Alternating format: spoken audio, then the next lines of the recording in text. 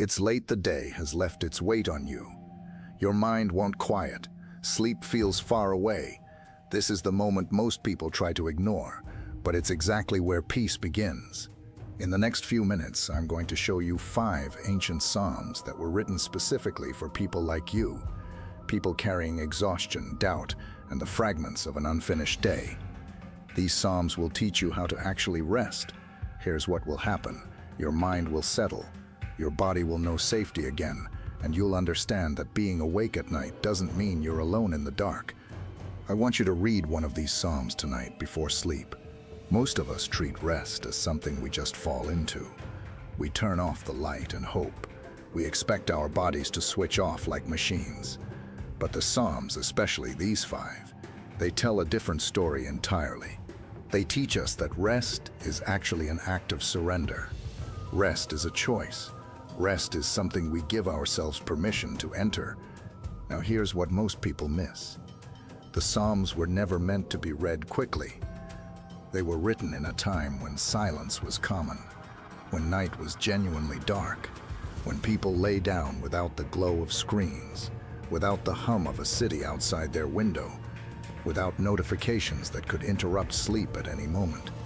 The people who wrote these psalms knew something we've almost forgotten, that nighttime is sacred, that what happens in your mind before sleep actually shapes your morning.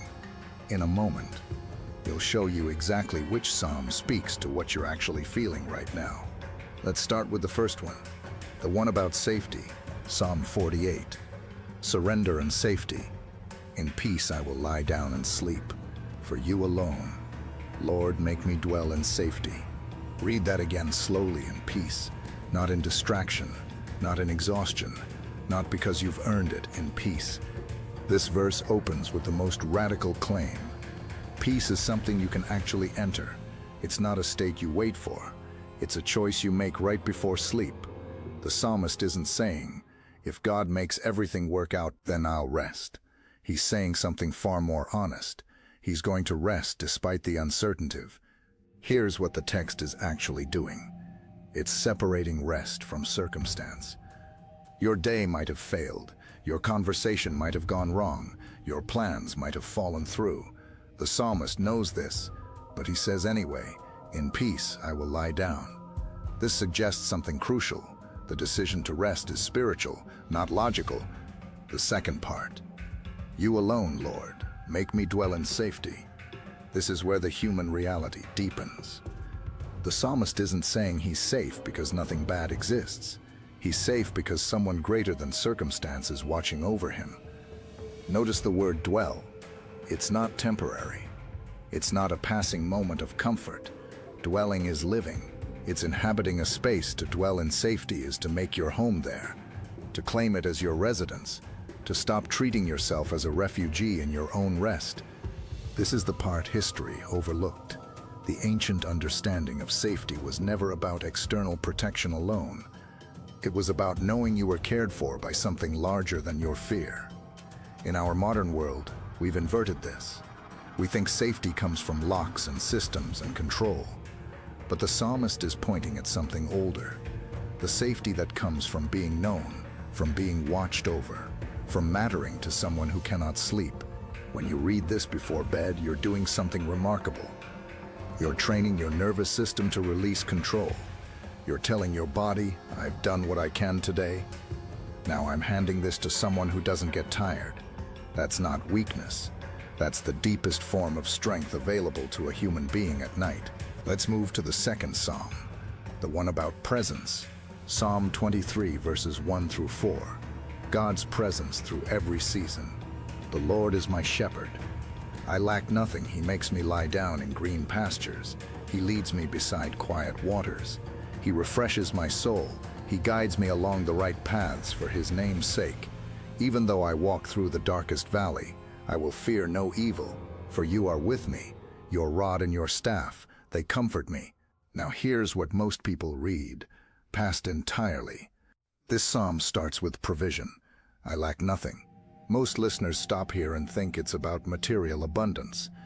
But in the context of nighttime, in the context of someone who's exhausted, it means something quieter. It means you have what you need right now. Not next week. Right now. Your lungs are working. Your heart is beating. You made it through this day. You lack nothing in this moment. Then comes the image. He makes me lie down in green pastures. Notice the word makes. The shepherd doesn't ask permission. The shepherd guides the sheep to rest, whether the sheep want to lie down or not. This is profound when you're anxious, when your mind won't stop. Your job isn't to force sleep.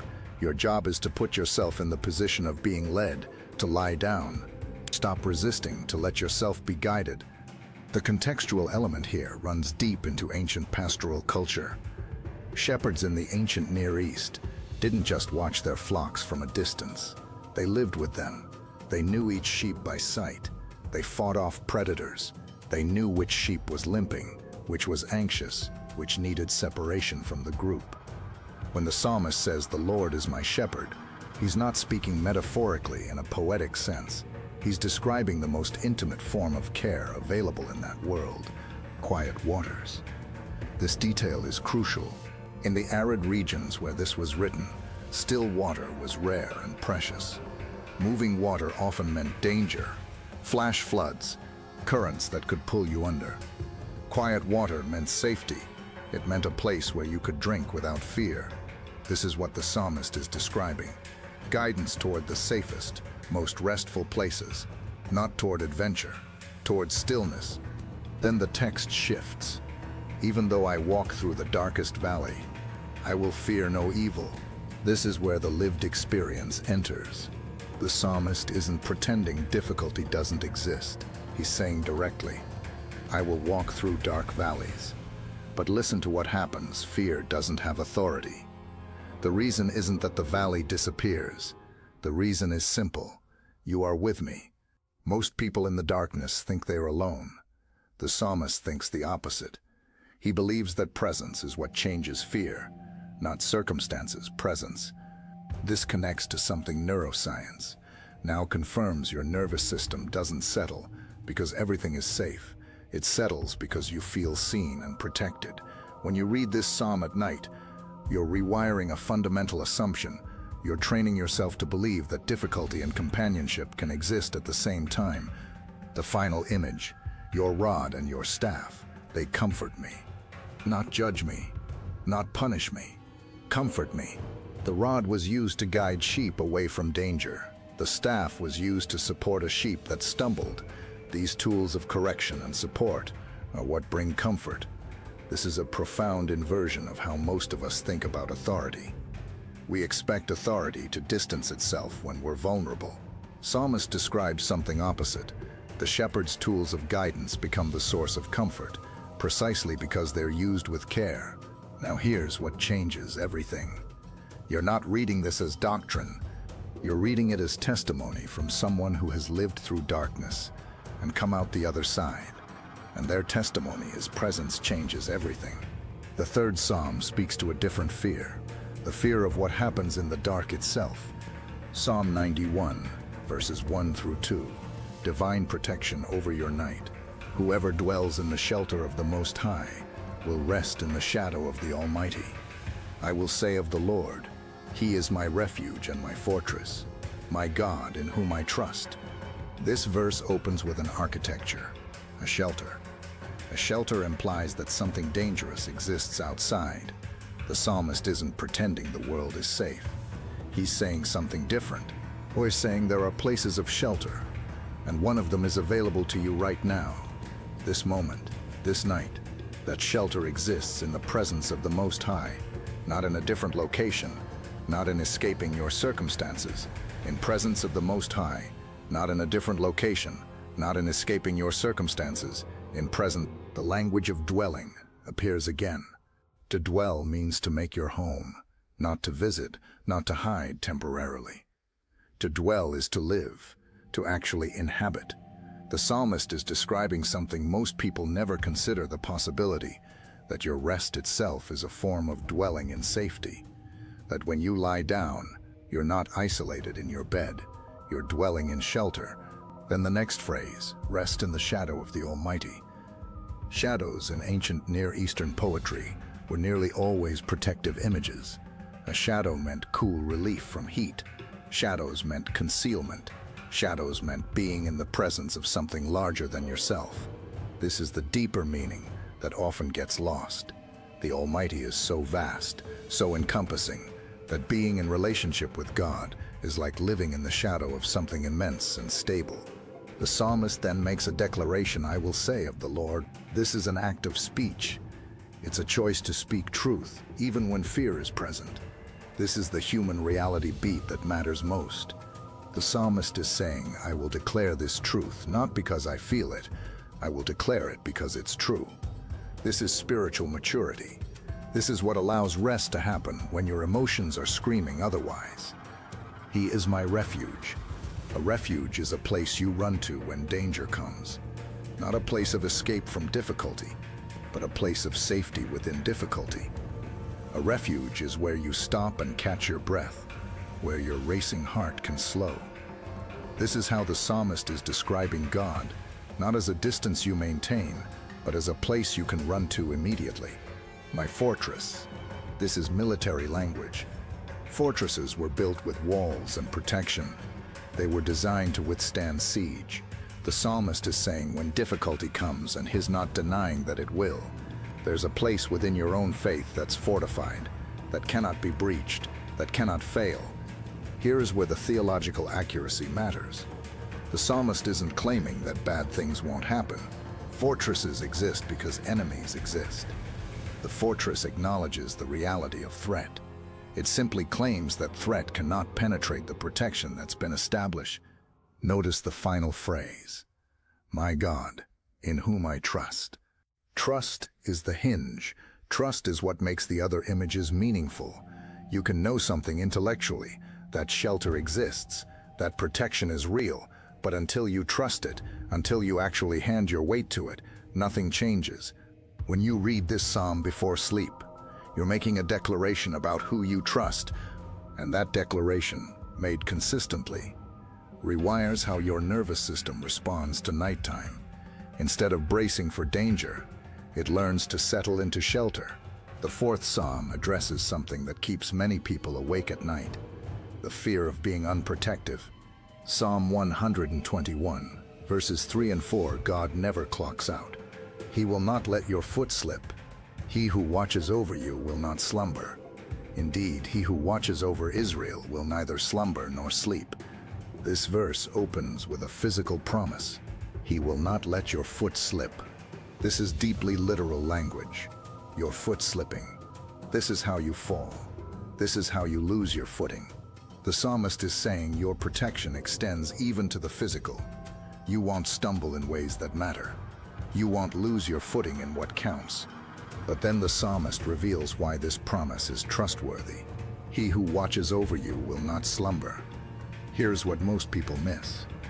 This is a contrast to human guardianship.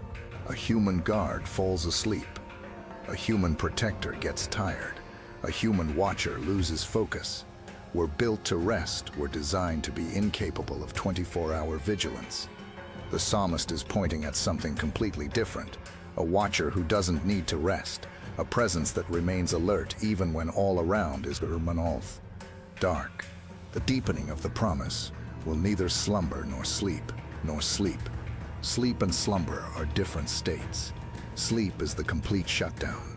Slumber is the lighter state where you might still hear something, still respond to danger. The psalmist is saying neither of these states applies to the one watching over you. Complete rest is not required. Partial rest is not required. Constant, unbroken awareness is the nature of the protection you're under.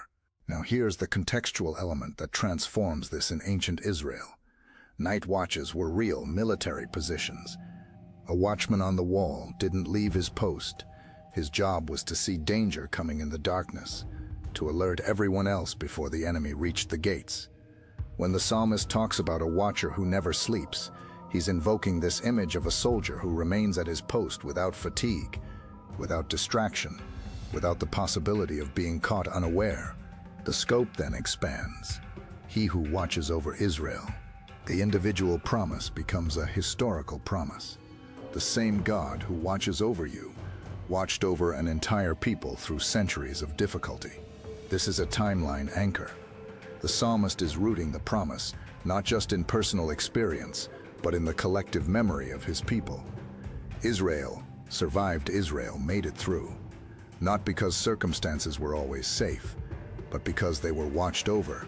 When you're lying awake at 3 a.m., wondering if anyone sees your exhaustion, if anyone cares about your fear, this psalm whispers something radical. You are watched over by someone who is incapable of sleeping. Your vigilance can rest. Your hypervigilance can stop. Someone is awake while you sleep. This is where the promise shifts from intellectual to somatic. Your nervous system can finally relax because someone else is taking the watch. This is profound for anyone who's carried too much, anyone who's felt responsible for outcomes beyond their control, anyone who's never felt safe enough to truly surrender consciousness. The final psalm offers something different, not protection from external threat, but the deeper gift of being remembered. Psalm 139, verses 17 and 18. You end the day in God's thoughts. How precious to me are your thoughts, God. How vast is the sum of them. Were I to count them, they would outnumber the grains of sand. When I awake, I am still with you. This is the most intimate of the 5 psalms. It shifts from shelter and protection to something quieter, belonging. The psalmist opens with wonder. How precious to me are your thoughts, God. Notice the order. Not how precious I am to you, though that's implied. Rather, the psalmist is marveling at the fact that God thinks about him, that the thoughts exist, that they're turned toward him. In modern loneliness, this hits differently. Most people carry a quiet fear that they've forgotten, that no one sees them, that when they close their eyes at night, they drop out of everyone's awareness. The psalmist is describing something opposite, a presence that thinks about you, constantly, consistently, without pause. How vast is the sum of them? God's thoughts about you aren't occasional. They're not deployed only when you pray or when you're in crisis. They're constant and immeasurable. The psalmist then attempts to quantify something that cannot be quantified. Were I to count them, they would outnumber the grains of sand. This is where the language becomes almost desperate to communicate something that words can quite hold. The grains of sand on a shore are uncountable. A person cannot number them. It would take infinite time. But God's thoughts about you outnumber even that. This isn't poetry for poetry's sake. This is testimony to the obsessive nature of being cared for by the divine. You are thought about more than you can imagine. Here is the linguistic detail that matters. The psalmist uses the word precious. Precious means valuable, worth protecting, worth keeping. When you're told your thoughts are precious to God, you're being told something about your own worth, not because you've earned it, not because you're special in comparison to others, simply because being known by God makes you precious. The final phrase reframes everything. When I awake, I am still with you. This assumes sleep. The psalmist goes to sleep. Consciousness leaves hours pass, in which he's unaware and unable. But when awareness returns, when I awake, the relationship hasn't been interrupted. He's still in the presence of the one whose thoughts encompassed him through the night. This is the payoff of the 4 previous psalms. Psalm 4 taught you to enter rest in peace. Psalm 23 taught you that presence continues even through darkness. Psalm 91 taught you that you're sheltered. Psalm 121 taught you that you're watched. And Psalm 139 teaches you the final truth. Even in sleep, even in the unconsciousness where you have no control, you're held in the thoughts of someone who loves you. Most people skip over this psalm because it seems soft. It doesn't talk about enemies or protection or safety against external threat. It simply talks about being thought about. But this is where the deepest rest happens. When the human nervous system finally understands that being seen, even by an unseen presence, is enough. Now here's what most people miss when reading these psalms. They're not tools for changing your circumstances. They're not formulas for making difficult things disappear. They're testimonies about how to carry difficulty with a different internal geography. They're maps of how a human being can rest while the world around them continues to move, how you can sleep while threats exist, how you can let go of what you cannot control. The ancient people who wrote these psalms weren't living in safety. Many of them were living in genuine danger: wars, famines, disease. They weren't privileged people who rested easily because their circumstances were secure. They were people who learned to rest despite their circumstances. This is the part that changes everything. When you read these 5 psalms tonight, you're not just reading religious text. You're joining a conversation that spans thousands of years. You're hearing from people who made it through darkness, testifying to how they found rest. You're inheriting their hard-won wisdom. Here's something remarkable. The very act of reading these psalms slowly, deliberately, in the quiet before sleep, actually changes your nervous system. Research now confirms what the ancient spiritual traditions always knew. The deliberate repetition of language rooted in safety and presence literally rewires the neural pathways that control your stress response. Reading Psalm 4, "In peace I will lie down," this simple declaration repeated becomes a physical instruction to your body. The body learns to obey the words, tension releases, breathing deepens, the mind settles. The Psalms are not passive reading, they're an active practice, a discipline, a spiritual exercise that, when repeated, becomes the architecture of rest itself. Think about it this way. Every night before sleep, you have a choice. You can lie awake, cataloging everything unresolved, everything that went wrong, everything you're afraid might happen. Or you can deliberately place your mind in the presence described by these 5 psalms. You can choose to dwell in shelter. You can choose to remember that you're watched over. You can choose to remember that you're watched over. Choose to believe that you're held in the thoughts of something larger than yourself. This choice, repeated nightly, reshapes how you approach existence. It's not about denying reality. It's about choosing which reality to focus on in the darkness. The psalmists are saying, yes, danger exists. Yes, difficulty exists. Yes, unknown things happen in the night. But that's not the only reality available to you. There's also presence. There's also shelter. There's also a watcher who never sleeps. When you finish reading these psalms tonight and close your eyes, something shifts. Your heart rate slows. Your breathing deepens. Your muscles release tension they've been holding all day. This isn't placebo. This is what happens when the human nervous system finally believes it's safe. What happens when it stops bracing and starts resting. What happens when you hand the watch to someone else and finally allow yourself to sleep. The 3 truths that matter most as you approach sleep tonight. First, rest is available to you right now, not tomorrow when everything's fixed, but tonight in this moment. Second, you're not alone in the darkness. You're held within presence that doesn't sleep. Third, you're held in the thoughts and care of something larger than your fear. Read one of these psalms tonight before you close your eyes. Let the words settle into your body. Don't rush. Don't try to feel anything. Just let the ancient words do what they've done for thousands of years. Create a space where rest becomes possible. Comment below which of these psalms speaks most clearly to what you're carrying right now. Your words matter. Your struggle matters. Your rest matters. May your sleep be sweet. May your spirit be still. May your morning be filled with His mercies renewed.